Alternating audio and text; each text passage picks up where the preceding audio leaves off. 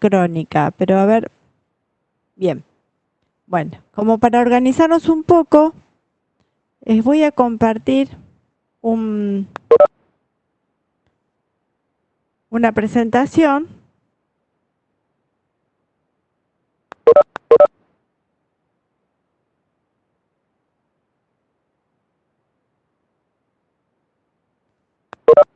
¿Vos estás viendo, Marcos, el chat? Sí, sí. Al Ah, chat ahora se me fue.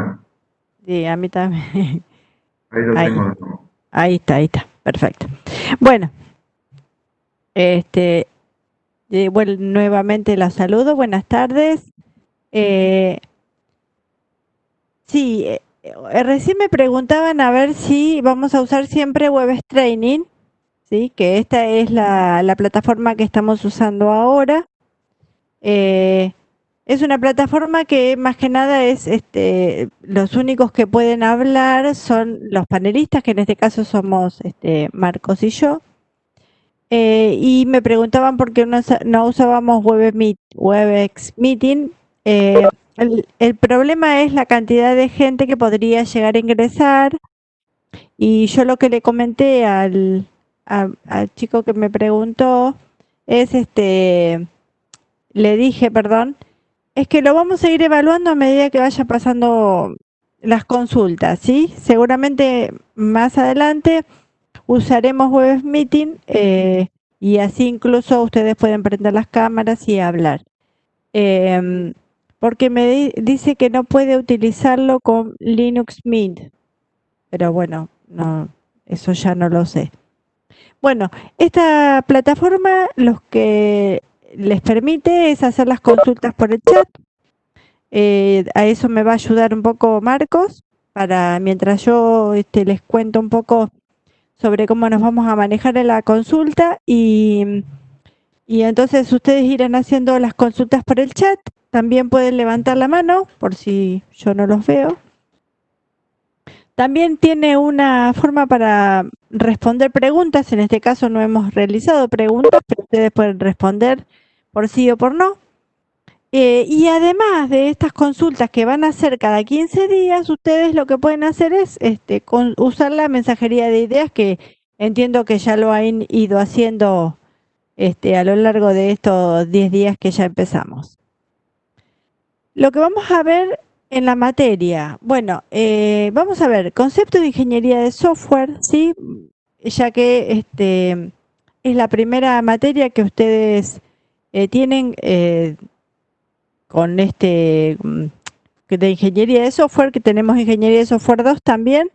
Ingeniería de software 1 y ingeniería de software 2 están totalmente conectadas. Pero bueno, esta es la primera y entonces vamos a comenzar a ver de qué se trata ingeniería de software. Vamos a ver sobre qué son los requerimientos, cuáles son los tipos, cómo los podemos determinar, cómo los podemos identificar, cómo los podemos modelizar. Luego vamos a hablar también a lo largo de la materia sobre modelos de proceso, modelo de proceso de desarrollo, paradigmas de software o ciclo de vida de software, son los mismos, estamos hablando de lo mismo.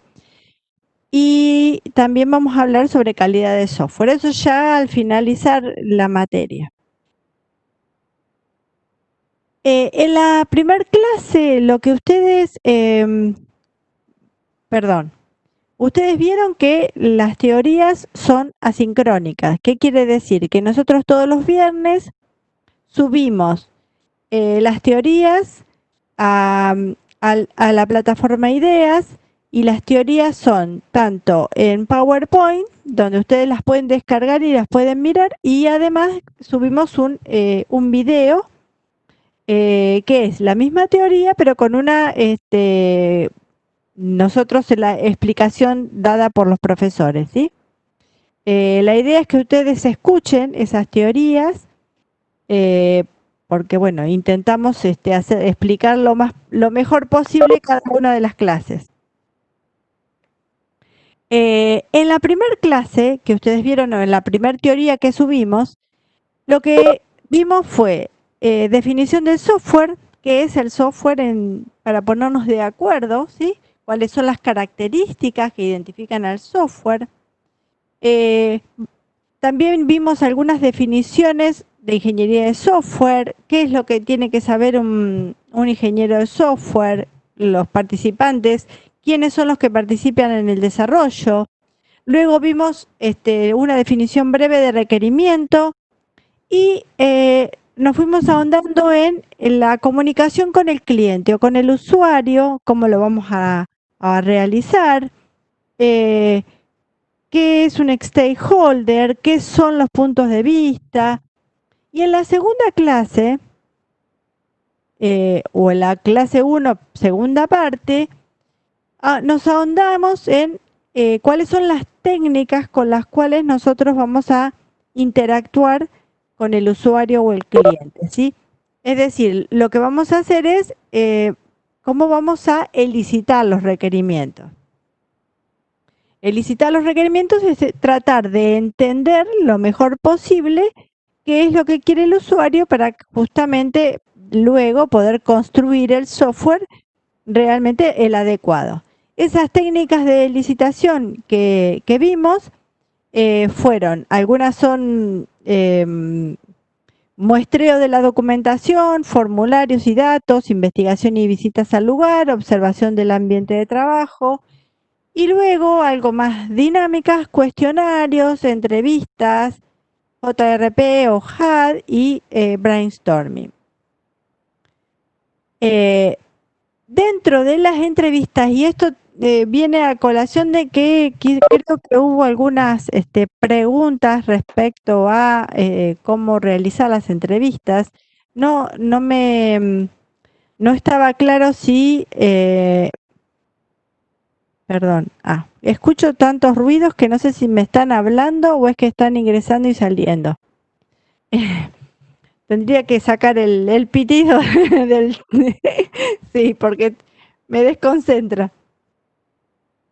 Para hacer una entrevista, que es uno de los puntos de la primera práctica, lo que tienen que hacer en principio es leer los antecedentes, establecer claramente cuáles son los objetivos de la entrevista, seleccionar a los entrevistados. Esa selección tiene que ser basada en la decisión de quién es la persona a la cual esa entrevista que nosotros estamos generando está dirigida. Decirle al entrevistado que nosotros lo vamos a entrevistar, o sea, vamos a planificar la entrevista y vamos a preparar al entrevistado para que no se sorprenda con la entrevista. Y una vez que yo he planificado la entrevista, una de las partes de la planificación de la entrevista es justamente la selección del tipo de preguntas que vamos a usar y la estructura, ¿sí? Recuerden que los tipos de preguntas son cerradas o abiertas y los tipos de estructuras son embudo, piramidal o diamante. Y luego estamos haciendo un repaso, ¿sí? Como para después escuchar las consultas que ustedes tengan que hacernos respecto a estas dos teorías que nosotros ya subimos. Y luego en la otra teoría, porque fíjense que la teoría 1 estaba dividida en dos partes, ¿sí? Y la teoría 2 habla más en profundidad sobre los requerimientos.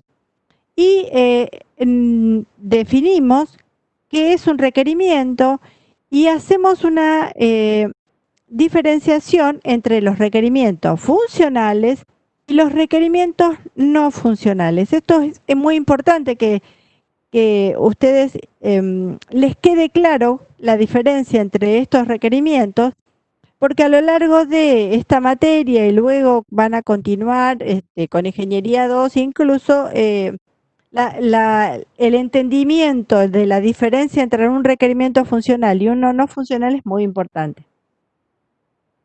Los requerimientos funcionales describen una interacción entre el sistema y su ambiente, ¿sí? O cómo debe comportarse ante un determinado estímulo.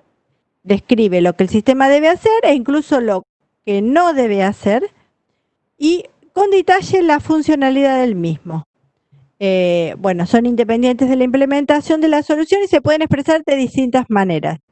Por ejemplo, si nosotros estamos haciendo un software para un gimnasio, que ahora está tan de moda, un requerimiento funcional podría ser, por ejemplo, el incorporar un socio, ¿sí? Para ese gimnasio o cobrarle la cuota del mes al socio. Esas son funciones que debe hacer mi software para cumplir con el cometido del software de gimnasio que yo estoy construyendo.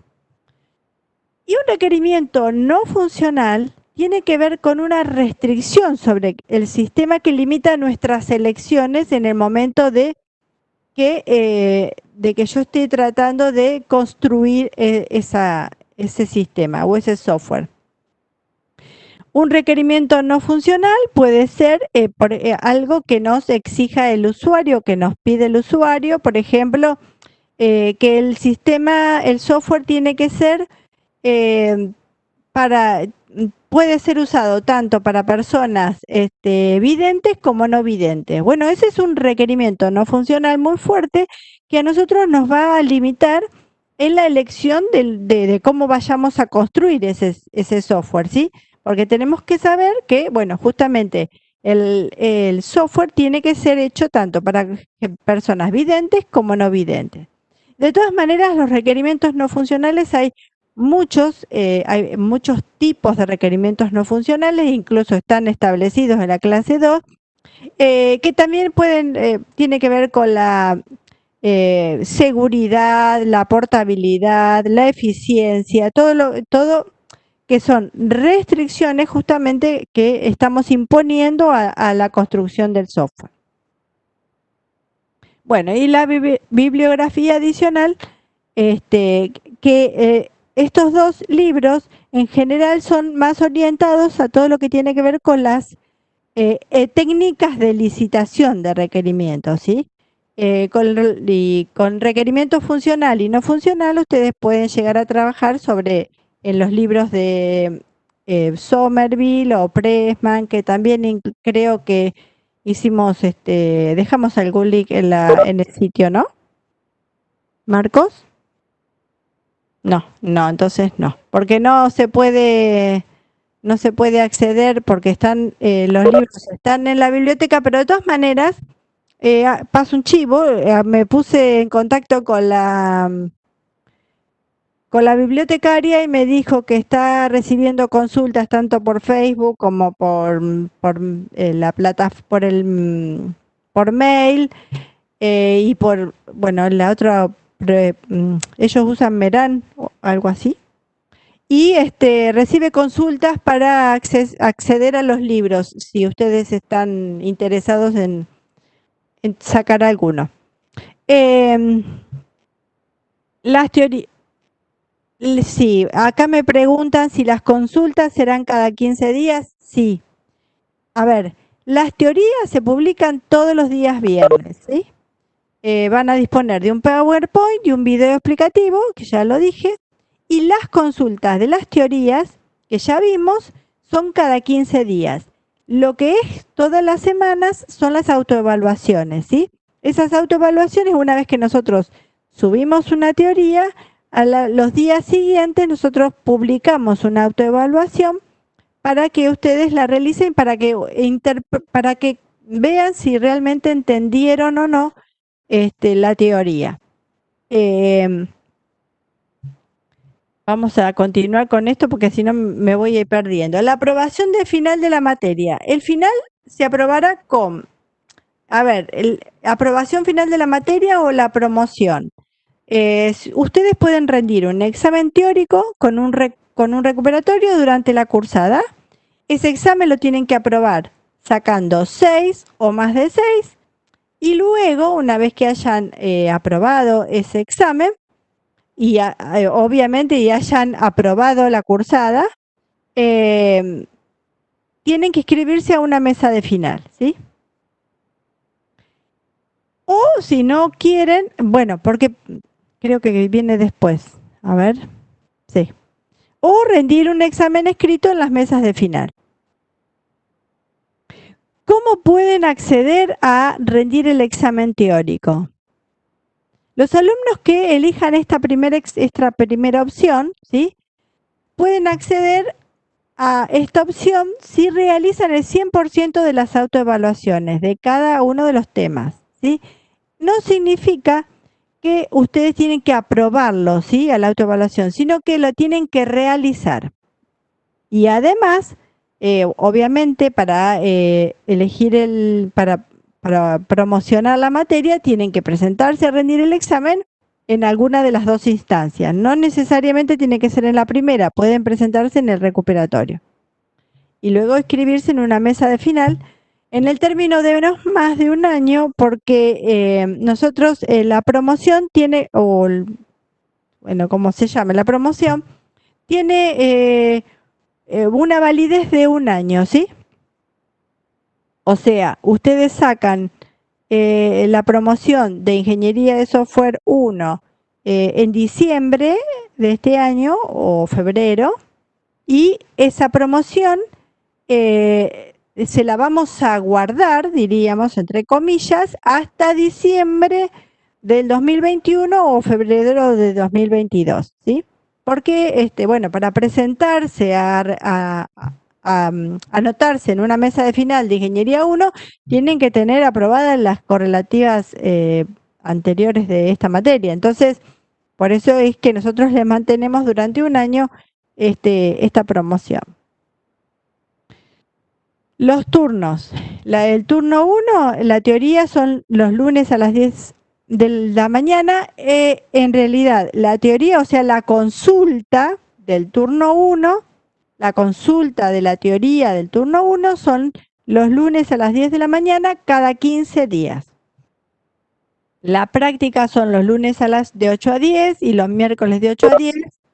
Y los jefes de trabajo práctico son César y Franco.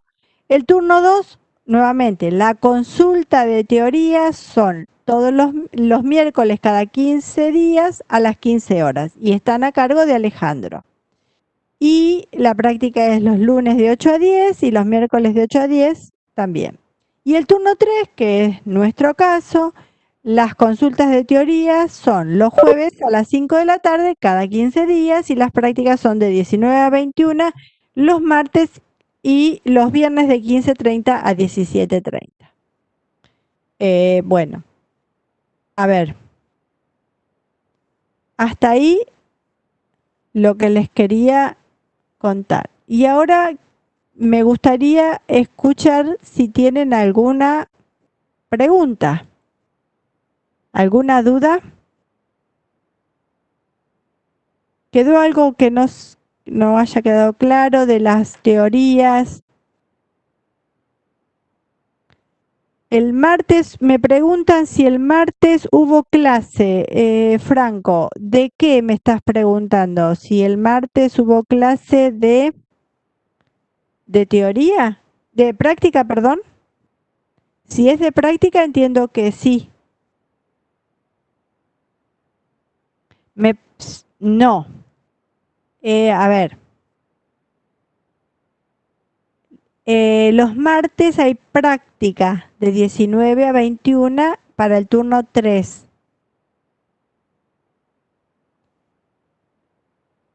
Bien.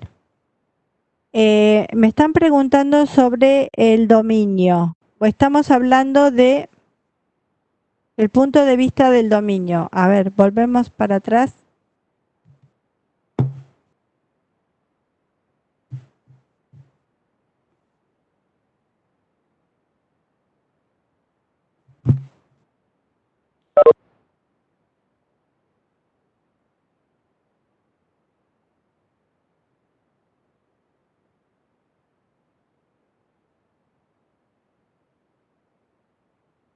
Entré a la...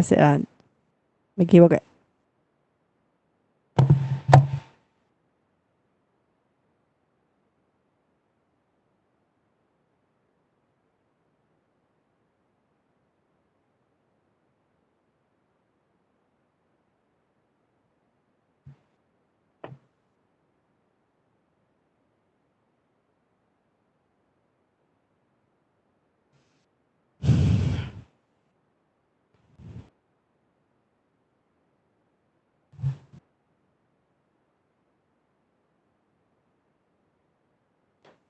A ver.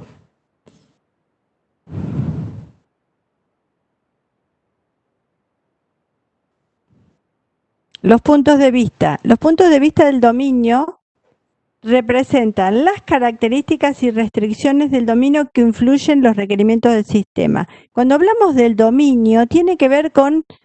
a ver, para dar, creo que lo mejor es un ejemplo. Si nosotros estamos trabajando o estamos desarrollando un software para gimnasios, el dominio tiene que ver con todo lo relacionado a los gimnasios, ¿sí?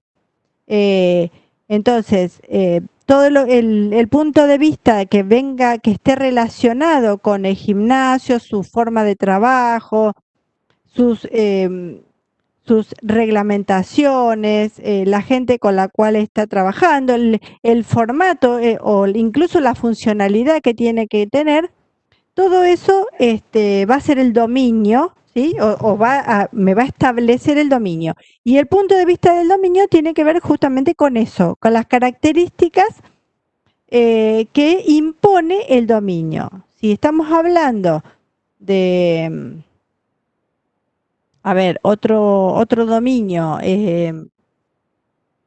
bueno, por ejemplo, estamos haciendo un software para concesionarias de autos. Bueno, el punto de vista del dominio, el dominio en ese caso sería todo lo relacionado a la gestión de una concesionaria de autos, ¿sí? Una aplicación de música. Bueno, es un poquito genérico la aplicación de música. Tendríamos que ver, el dominio en realidad tiene que ver con la música, pero debería ser qué tipo de música, sí, de cómo es la aplicación, sí, cuáles son las funcionalidades. Bien, acá me dicen que no entiende la diferencia entre los requerimientos funcionales y no funcionales.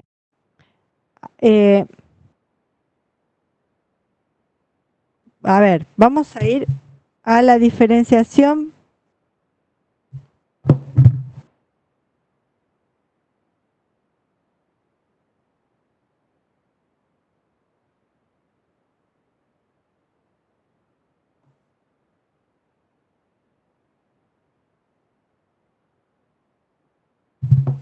A ver, esperen que me voy a fijar si tengo abierta la teoría 2. Un segundito.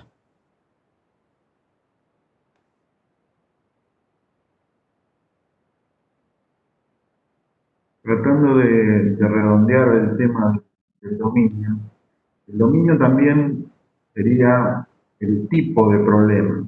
¿Está bien?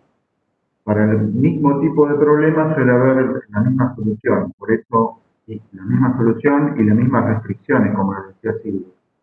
Entonces, todos los sistemas, Silvia decía, de los gimnasios, son parecidos, tienen las mismas restricciones por ahí, o se solucionan de la misma manera. O si pensamos en un sistema para un hospital, ahí también por ahí van a tener características, todos los sistemas de hospitales van a tener características parecidas. O, no sé, un sistema de sueldos, bueno, van a ser parecidos los sistemas de sueldo por más que sean distintos sistemas de sueldo de distintas organizaciones. Y el ejemplo típico del punto de vista del dominio es cuando nosotros consultamos a algún experto, por ejemplo. En el caso del sistema de sueldos, por ahí vamos a consultar con un contador a ver cómo se liquidan los sueldos. Capaz que el contador no es ni el que lo usa, el sistema, capaz que ni siquiera está en la organización en la cual se va a usar ese sistema de sueldos. Pero nosotros lo consultamos porque tiene el conocimiento, el expertise de cómo se liquida un sueldo, ¿está bien? Ese sería otro ejemplo, digamos, de un stakeholder con punto de vista del dominio.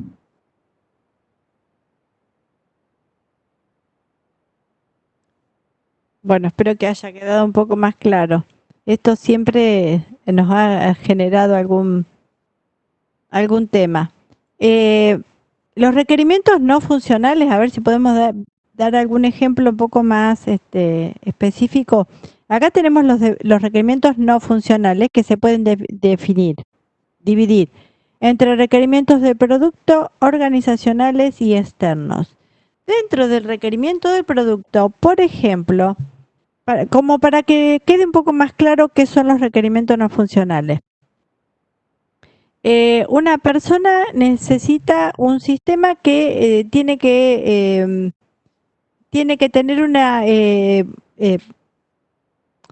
eficiencia importante, o por ejemplo, a ver, no voy a usar esos nombres porque supónganse que ustedes están haciendo un sistema en el cual si se corta la luz, ese sistema no debe poder recuperarse de manera instantánea, ¿sí? Bueno, ese es un requerimiento del producto, ¿sí? En este caso sería de eficiencia. O, por ejemplo, un sistema que necesita que las respuestas que se den, que mi software tenga una respuesta inmediata, que no tarde. A ver, cuando ustedes hacen una consulta en un software, ¿sí? O cuando ustedes ingresan a un software y les carga, por ejemplo, alguna información, ¿cuánto tarda en cargar esa información? ¿Sí?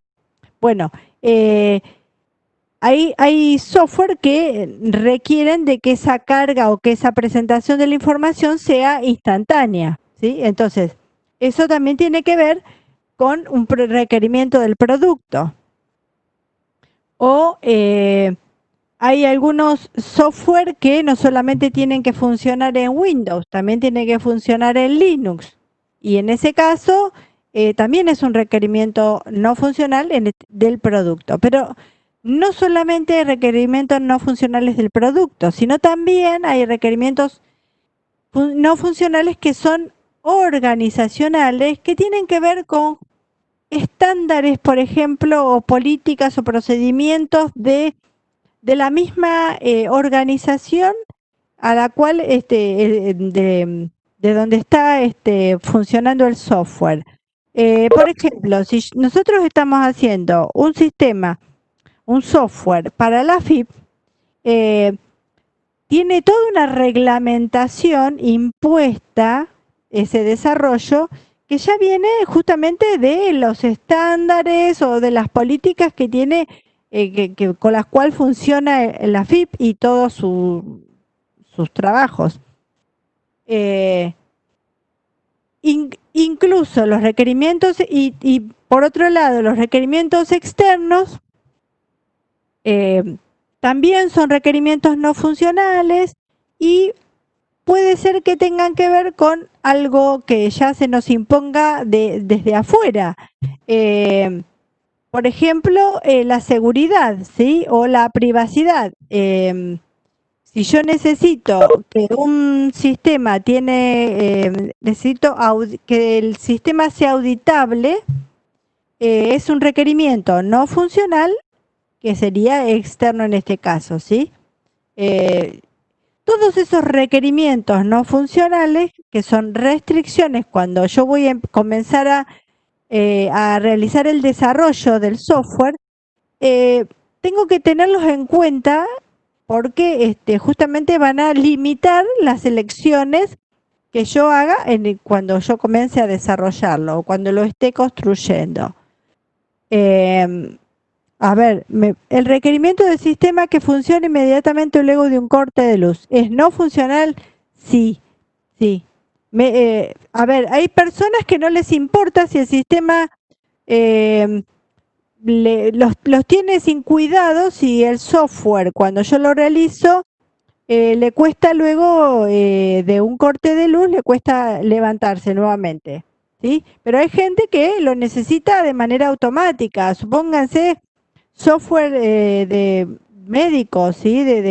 Que manejen alguna máquina en una clínica, algún software que maneje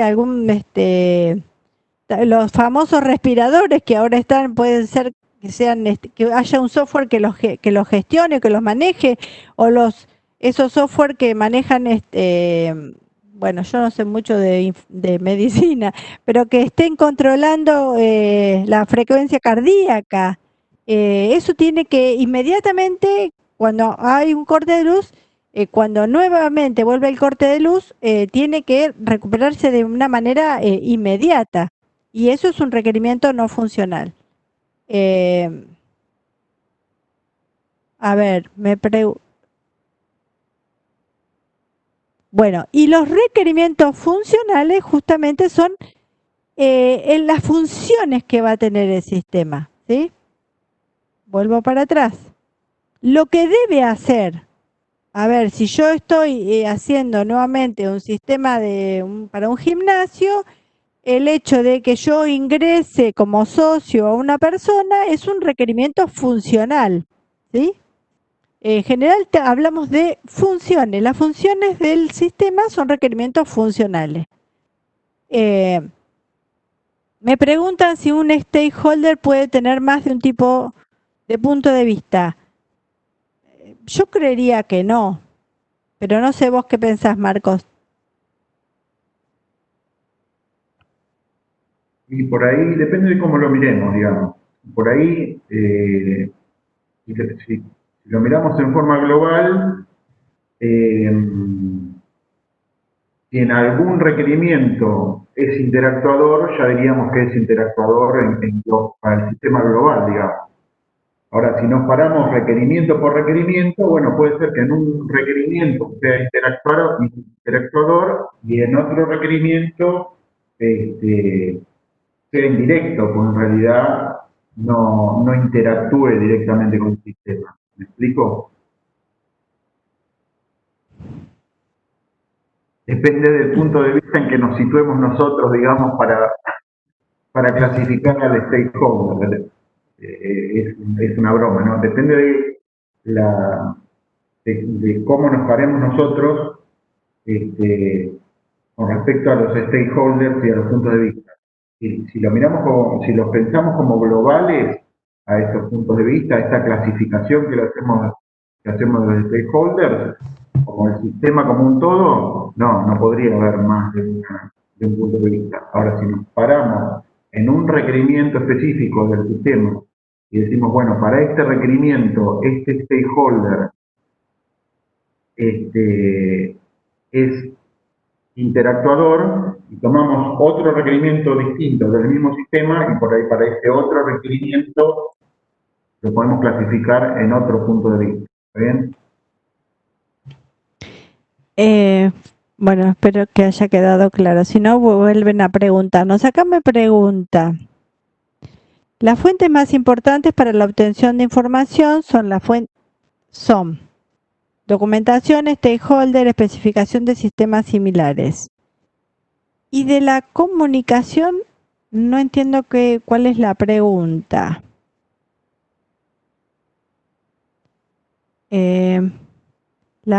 Para la obtención de información, ¿son las fuentes más importantes? Perdón, yo no lo entiendo, ¿qué quiere decir? César, no entiendo qué es lo que me estás preguntando.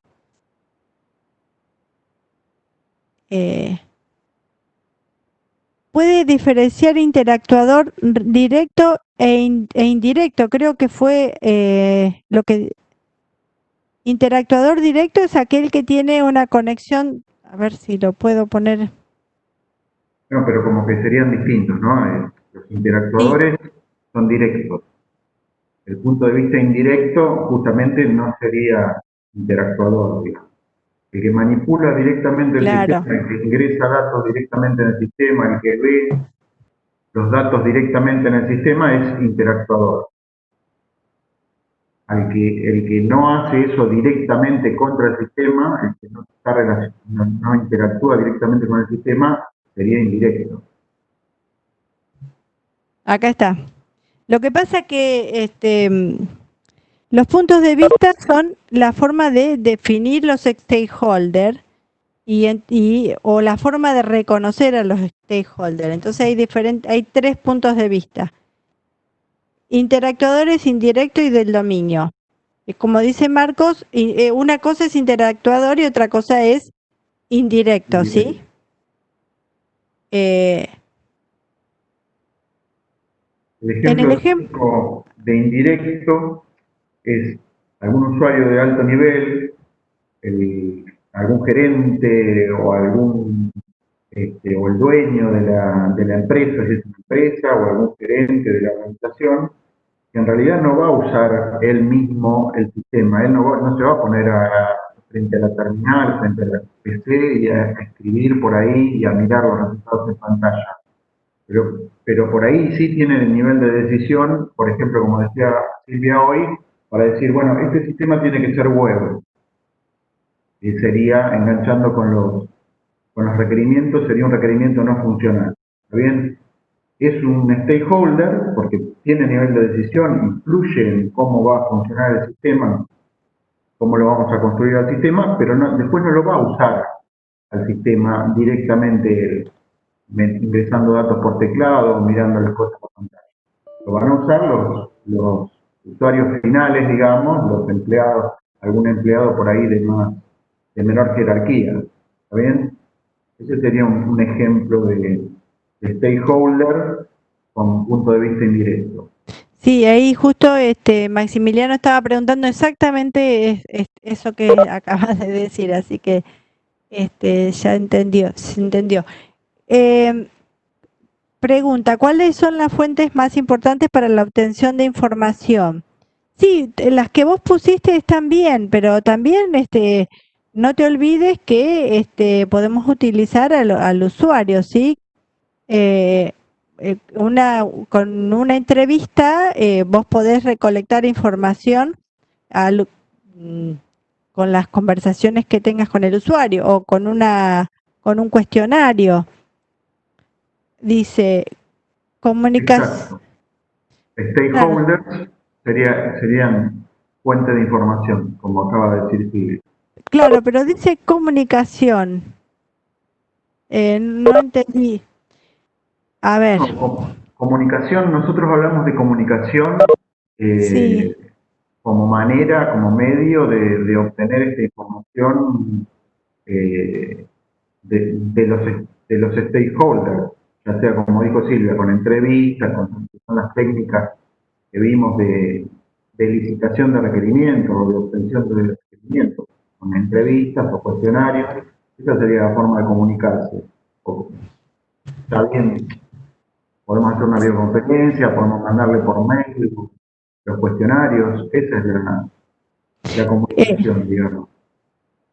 sí, Si no tenemos comunicación con los stakeholders, si no tenemos manera de relacionarnos perdón, con los stakeholders, entonces sí tenemos las otras fuentes de información, ya sea documentación de sistemas anteriores, documentación de sistemas similares en otras documentaciones.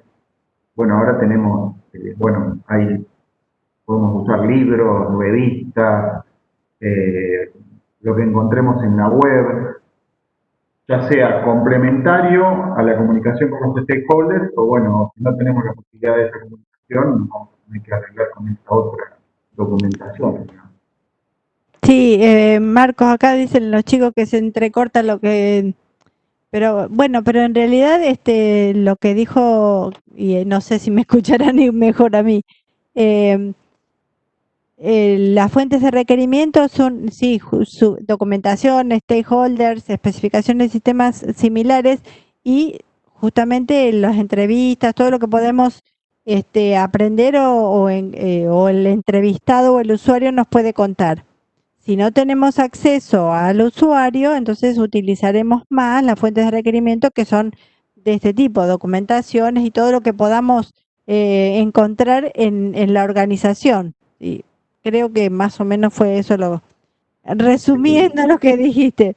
Sí, sí, sí, perfecto.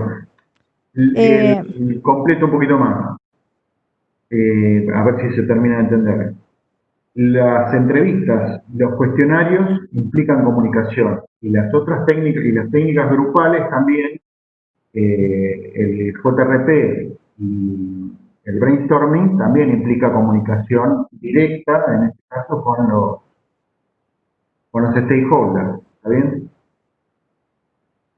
eh, Preguntan si las preguntas de sondeo son consideradas otro tipo de preguntas o entran como preguntas abiertas. Entiendo que las preguntas de sondeo son como afinar el lápiz cuando uno está haciendo una pregunta abierta, ¿sí? Estaría dentro de la pregunta abierta.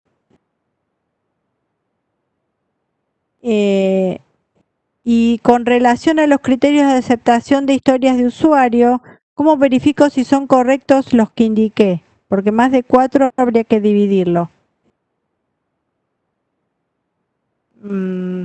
No entendí lo que... A ver. No sé tampoco.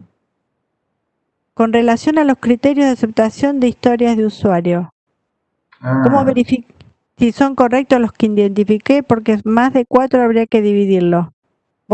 ¿Vos entendés? sí, no, bueno, eso lo tenés que ver en el ejercicio particular, en el problema particular, eso conversarlo en la En la práctica, práctica. preguntarle, le vas a tener que decir cuáles son los criterios que vos identificaste y el ayudante te va a decir si están bien o están mal, sobran, si faltan, lo tenés que dividir. Creo que es esa la pregunta.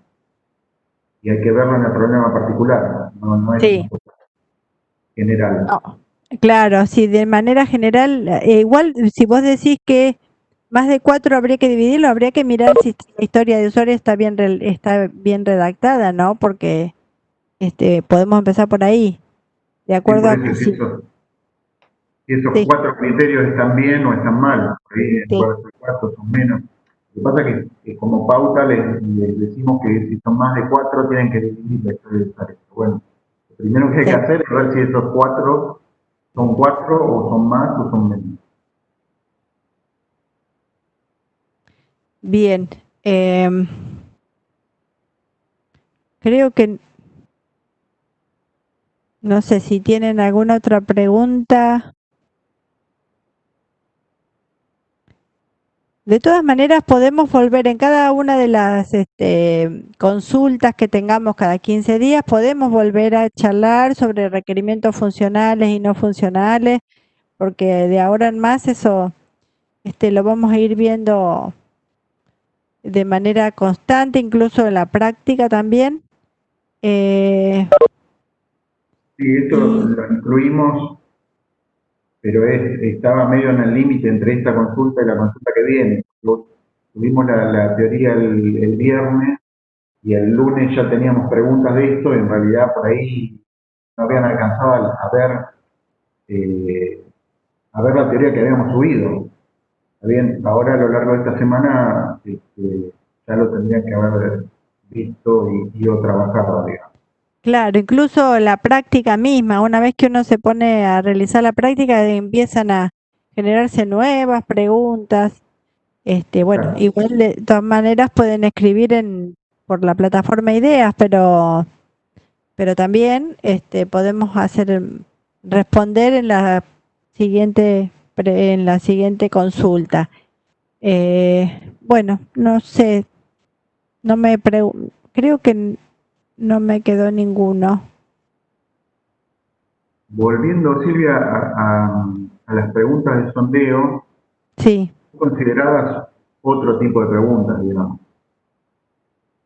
Sí, sí son consideradas otro tipo de preguntas. En vez de, yo lo que le dije en realidad no lo tengo claro, pero nosotros hablamos de preguntas abiertas y preguntas cerradas.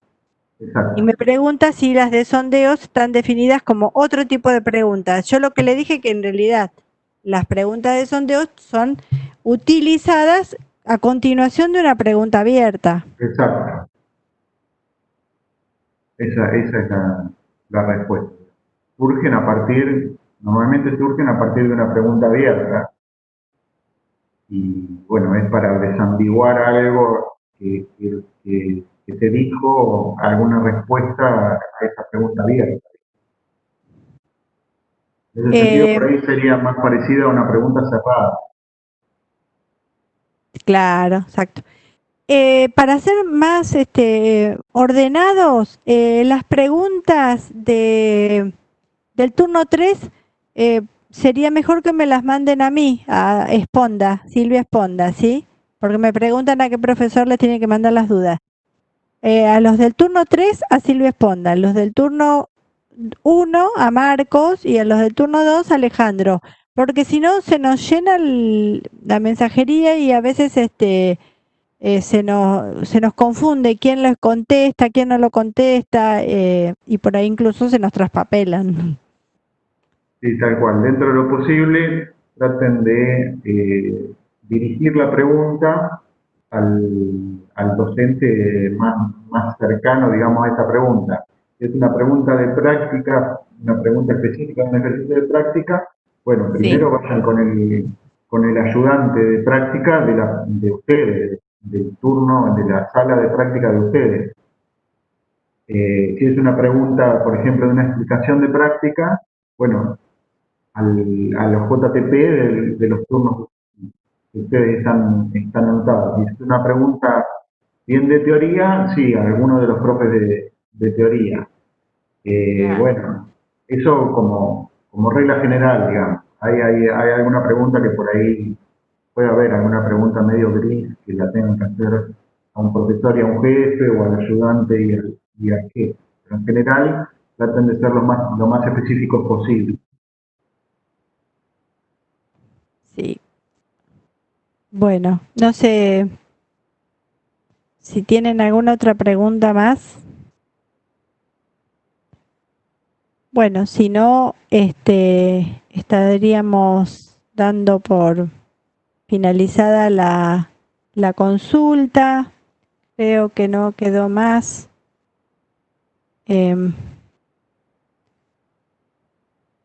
No, No hay más preguntas. no hay más preguntas. A ver.